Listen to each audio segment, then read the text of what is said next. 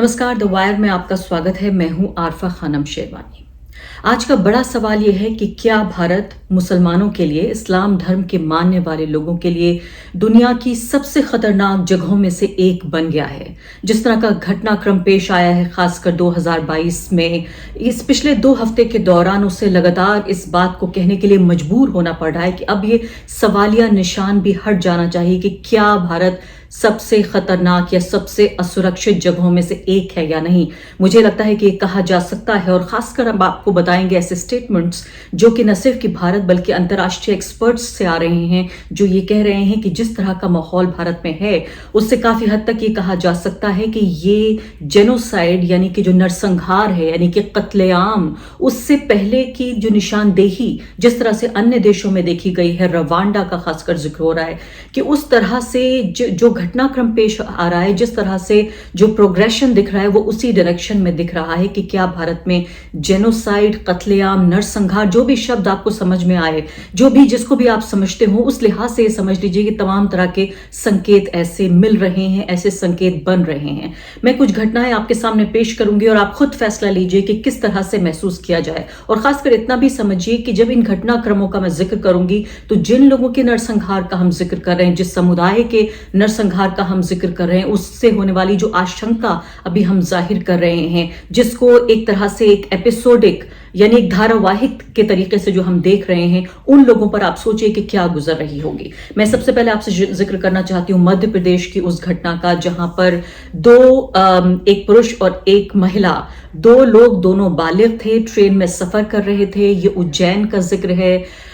यहां से ट्रेन में सफर करने वाले लोग जो थे, दोनों अलग अलग धर्म के मानने वाले लोग थे। इनको वीएचपी के लोगों ने इनको रोका, इनके साथ मारपीट की, इनको ट्रेन से उतारा, इनको पुलिस स्टेशन लेके गए और वहां पे पता चला कि ये दोनों फैमिली फ्रेंड्स हैं, दोनों शादीशुदा हैं, यानी अलग अलग लोगों से इनकी शादी हुई हुई है। ये दोस्त हैं आपस में और इनके परिवार भी दोस्त हैं, ये फैमिली फ्रेंड्स हैं। इनकी फैमिलीज को भी पता था कि ये लोग ट्रेन में सफर कर रहे थे और यहां तक पता चला कि पुष्कर मेले में ये लोग जा रहे थे साथ साथ, और इसीलिए उज्जैन से जो है ये सफर कर रहे थे। और ये तो आप ये देखिए कि पुलिस स्टेशन में इनको बिठाया गया। दोनों, पुलिस का ये कहना है कि दोनों जो लोग थे, उन दोनों ने मना कर दिया कि वो केस नहीं दर्ज करना चाहते। अब आप ये देखिए कि इंसाफ नहीं, इंसाफ की जो उम्मीद है वो भी खत्म हो रही है, वो भी कम हो रही है। ये घटना मैंने आपको खासकर इसलिए बताई क्योंकि कोई अकेली ऐसी घटना नहीं है जो इस वक्त अंजाम दी जा रही है, जिसमें जो मुस्लिम लाइफ है,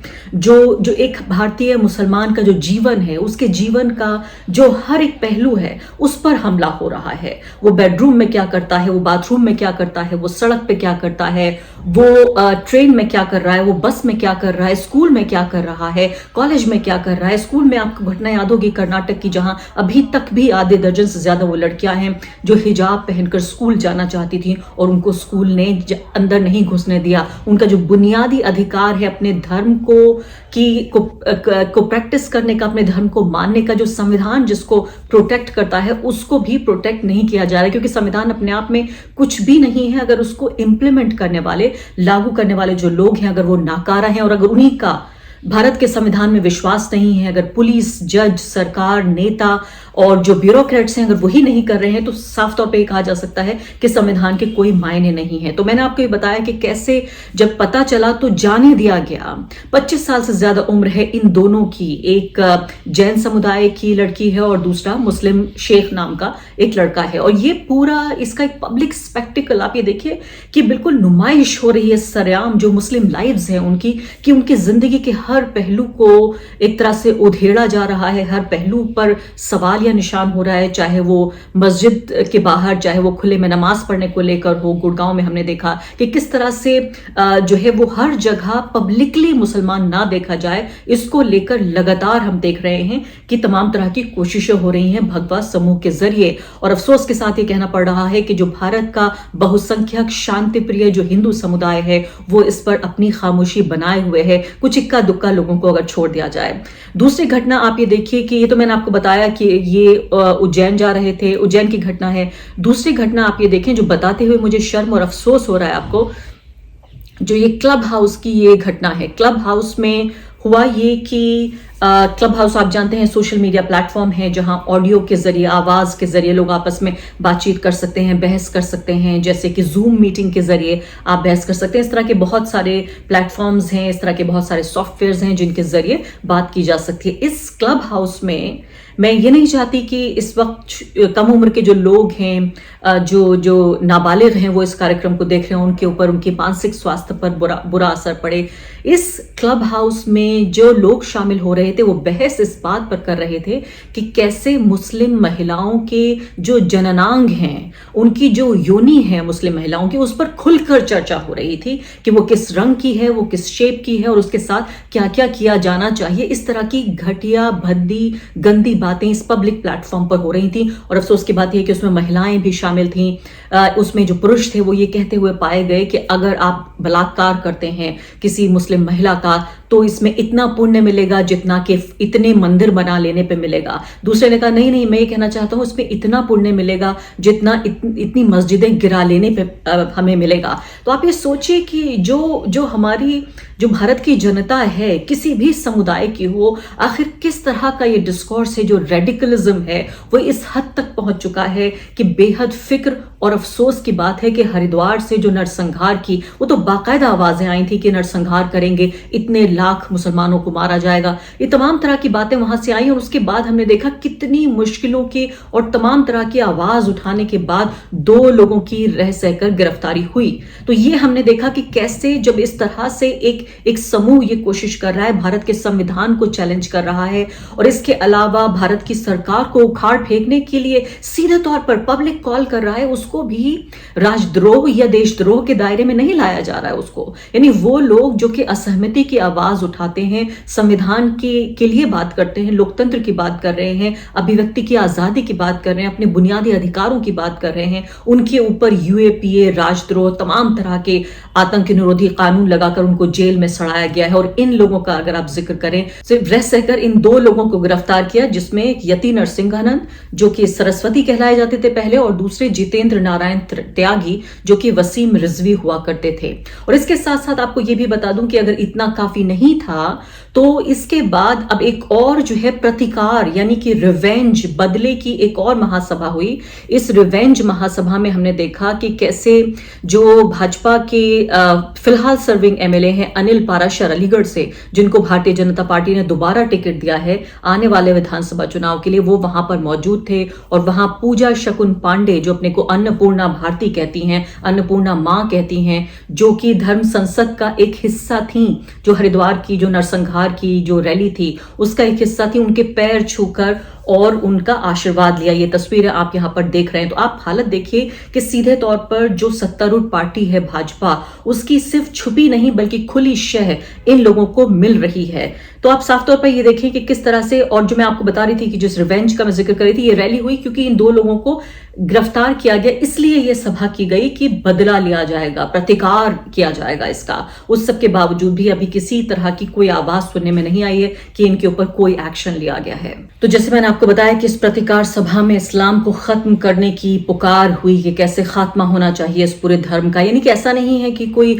शब्दों को चबा रहे हैं या कोई ऐसे परोक्ष रूप से इस बात को कहा जा रहा है, सीधे सीधे कहा जा रहा है कि आप जो करिए, यानी कि नरसंहार की जो आवाजें हर तरीके से कि उनका निशाना क्या है, वो किसको टारगेट करना चाहते हैं। अब जो मैं आपको बताने जा रही हूं, आपके रोंगटे खड़े होंगे इस बात से कि सिर्फ भारत में मौजूद हम लोग, ऐसा नहीं है कि कुछ पत्रकार या कुछ एक्सपर्ट्स या मुस्लिम समुदाय के लोग ही सिर्फ इस बात को कह रहे हैं, बल्कि जो अंतरराष्ट्रीय जो जानकार हैं, इंटरनेशनल एक्सपर्ट्स, जिन्होंने रवांडा और दूसरी जगहों पे जो नरसंहार हुआ उनको लेकर उन्होंने पहले ही बताया था कि इस तरह के साइंस, इस तरह के संकेत मिल रहे हैं। करण थापर को, द वायर के करण थापर को इंटरव्यू के दौरान इस तरह से बात हुई है। प्रेसिडेंट हैं जेनोसाइड वॉच के, उन्होंने ये कहा है कि यूएस कांग्रेस को, यानी कि यूएस का जो संसद है उसको रेजोल्यूशन पास करना चाहिए ताकि भारत को इसके लिए चेतावनी दी जा सके सके कि आपके यहाँ नरसंहार हो सकता है। और जो अगली बात उन्होंने कही वो और भी ज्यादा खौफजदा करने वाली है। उन्होंने ये कहा कि जो अर्ली साइंस होते हैं, जो शुरुआती संकेत मिलते हैं नरसंहार के, उनमें से ज्यादातर नरसंहार के संकेत भारत में मिल रहे हैं। इसके अलावा कि यहाँ पर दरअसल असल में जो नरसंहार की आवाजें हैं, जो पुकार है, जो ललकार है, वो देखने को मिली है। तो आप ये सोचिए कि जिन साइंस का इन्होंने जिक्र किया है, जिन संकेतों का मैं आपको बता देती हूँ। उन्होंने कहा है कि early warning science of genocide are present in India. Genocide watch का 10 स्टेज का जेनोसाइड का होता है, 10 स्टेजेस ऑफ जेनोसाइड, यानी ऐसे कौन से 10 पड़ाव आते हैं जब ये माना जाता है कि ये इस देश में या इस समाज में नरसंहार हो सकता है, उसकी आशंका बन रही है। इन्होंने ये कहा कि इसमें से एक क्लासिफिकेशन एक है, यानी कि हम और आप, यानी वो और तुम, दो हिस्सों में बांट देना। आपको याद है 80-20 की राजनीति? आपको याद है कि किस तरह से सबसे बड़े प्रांत के मुख्यमंत्री ने कहा कि ये चुनाव 80 और 20 के बीच है। ये वही साइन है जिसका जिक्र हो रहा है, क्लासिफिकेशन, यानी मैं और आप, 80 और 20, ये उसी का जिक्र हो रहा है जो ये कह रहे हैं कि 80 और 20 का जिक्र, यानी क्लासिफिकेशन का जिक्र किया। उसके बाद उन्होंने कहा symbolization, identifying people by the clothes they wear और कॉलिंग देम अब्बा जान, यानी कि उन लोगों के ऊपर ठप्पा लगा देना और जैसे वो कपड़े पहनते हैं या उनकी जो धार्मिक पहचान है उसके हिसाब से रहते हैं, उस हिसाब से लोगों को का सिंबलाइजेशन, उनका प्रतीकात्मक एक तरह से उनकी पहचान कर देना। फिर उन्होंने बताया डिस्क्रिमिनेशन, आप देखिए सिटीजनशिप अमेंडमेंट एक्ट, डिस्क्रिमिनेशन यानी कानूनी तौर पर डिस्क्रिमिनेशन को, भेदभाव को कानून में इस तरह से एक तरह से सील लगा देना, ताला लगा देना कि उस डिस्क्रिमिनेशन को सिर्फ सामाजिक भेदभाव नहीं बल्कि कानूनी तरीके से भेदभाव किया जा रहा हो। डीह्यूमनाइजेशन, यानी कि उस तरह से लोगों को कहा जा रहा हो कि आप जो हैं वो टर्माइट्स हैं, दीमक हैं, लोगों को उनके इंसानी जो स्तर है, मानवीय स्तर से नीचे जाके उन्हें शैतानी या उनको इंसानी स्तर से नीचे जाके उनको डीह्यूमनाइज करना, इंसान से नीचे का दर्जा दिया जाना। इसके बाद पोलराइजेशन, यानी कि जो मुस्लिम पुरुष हैं खासकर उनको कहा जा रहा है कि लव जिहाद वो कर रहे हैं और दोनों समुदायों के लोगों के बीच जो शादी है, और खासकर अगर उसमें महिला अगर हिंदू है और पुरुष अगर मुस्लिम है, तो लगभग असंभव बनाने की कोशिश हो रही है इस बात को कि दोनों आपस में शादी कर ही ना सकें। तो इंटर मैरिज जो है वो उसको बनाना, और इस सब के बावजूद उनका ये कहना था, और साफ साफ यानी कि अगर इस संकेतों को भी आप ना माने तो साफ साफ यहां तो जेनोसाइड की कॉल्स हो रही हैं। आप ये जरूर देखिएगा, ये इंटरव्यू जो कि करण थापर ने लिया है द वायर के लिए, ये अवेलेबल है हमारी यूट्यूब साइट पर। A lot of the early warning signs in India are early warning signs of genocide. And we've learned over the years that we should not ignore these early warning signs. We knew that there were very early warning signs, for instance, in Rwanda, 5 years ahead of the time when the genocide there happened. We warned. No one did anything about it. We tried to even warn the president of the country. But the reason we try to warn is because our objective is prevention. If you warn after the genocide is over, it's too late. And unfortunately, that's usually been the response of most of the international community. And I would add that we're not the only ones warning. The U.S. Holocaust Memorial Museum, which has a genocide prevention center, is also warning that India is in fact the second most likely country to have genocide in this coming year. इसके बाद मैं आपको बताना चाहती हूँ आखिरी बात, ये बताने के लिए कि क्यों मैं ये समझती हूँ कि भारत दुनिया में सबसे ज्यादा जो खतरनाक और सबसे ज्यादा जो असुरक्षित जगह हैं उनमें से एक बन गया है इस्लाम के मानने वाले लोगों के लिए। रोहिंटन नारिमन हैं जो कि सुप्रीम कोर्ट के जज रह चुके हैं, उन्होंने एक तरह से काफी अलर्ट किया है, और सोचिए कितने जिम्मेदार पद पर रहा व्यक्ति। उन्होंने ये कहा है कि किस तरह से जो हेट स्पीचेस हैं, ऐसा लगता है कि वो सबसे उच्चतम स्तर से न सिर्फ कि वो आ रही हैं बल्कि उन पर काबू करने की कोई कोशिश नहीं, बल्कि उनको एंडोर्स किया जा रहा है, एक तरह से उनको समाने की कोशिश हो रही है, उनको बढ़ावा दिया जा रहा है, शह दी जा रही है। और उन्होंने कहा, नाम तो उन्होंने नहीं लिया, लेकिन उन्होंने हरिद्वार धर्म संसद का जिक्र करते हुए ये कहा कि उन लोगों पर जो कि इस तरह की हेट स्पीचेस देते हैं, नफरत भरे भाषण देते हैं, उनको, और जेनोसाइड की बात करते हैं पूरे समुदाय की, उनके ऊपर कार्रवाई करने में बहुत ज्यादा झिझक रही है ये सरकार, बिना नाम लिए हुए उन्होंने कहा। और आखिरी बात जो उन्होंने कहा कि न सिर्फ कि इस तरह की जो हेट स्पीचेस हैं वो संविधान विरोधी हैं, बल्कि पूरे तरीके से क्रिमिनल एक्ट है। उन्होंने कहा कि क्रिमिनलाइज किया गया है इसको 153A और 505C में इंडियन पीनल कोड के भारतीय कानून के तहत। और खासकर उन्होंने सबसे महत्वपूर्ण बात ये कही कि चूंकि इसमें जो है वो 3 साल की सजा का प्रावधान है और ज्यादातर लोग इसमें कम में ही छूट जाते हैं, इसलिए वो गुजारिश करते हैं और वो इस बात की सलाह देते हैं कि भारत की संसद को, जो हमारे लॉ मेकर्स हैं, कानून बनाने वाले लोग हैं, यानी हमारे जो सांसद हैं, उनको इस बात पे ध्यान देना चाहिए कि इस पर कानून में तरमीम करके, बदलाव करके कम से कम 3 साल की सजा जरूर तय की जाए। तो मैं आपको तमाम एक्सपर्ट्स और तमाम तरह की घटनाओं का हवाला दे के ये बताने की कोशिश कर रही हूं कि भारतीय समाज को जागने का समय है, भारतीय सरकार को जागने का समय है और सबसे ज्यादा जो बहुसंख्यक समुदाय है उसको जागने का समय है। और ये बताना बहुत जरूरी है कि आप ये सोचिए कि आपके जो अल्पसंख्यक जो मुस्लिम दोस्त हैं, पड़ोसी हैं, जो आपके कोवर्कर्स हैं, आप ये सोचिए कि उनके ऊपर क्या गुजर रही है जब लगातार नरसंहार की इस तरह की आवाजें आ रही हैं। भारत के खुद के भीतर और भारत के बाहर के जो एक्सपर्ट्स हैं वो लगातार इस बात की तरफ इशारा कर रहे हैं। द वायर के और वीडियोस देखने के लिए सब्सक्राइब करें और बेल आइकन पर क्लिक करें। स्वतंत्र पत्रकारिता की आर्थिक मदद करने के लिए डिस्क्रिप्शन में दिए गए लिंक पर जाएं और अपनी राशि चुनें।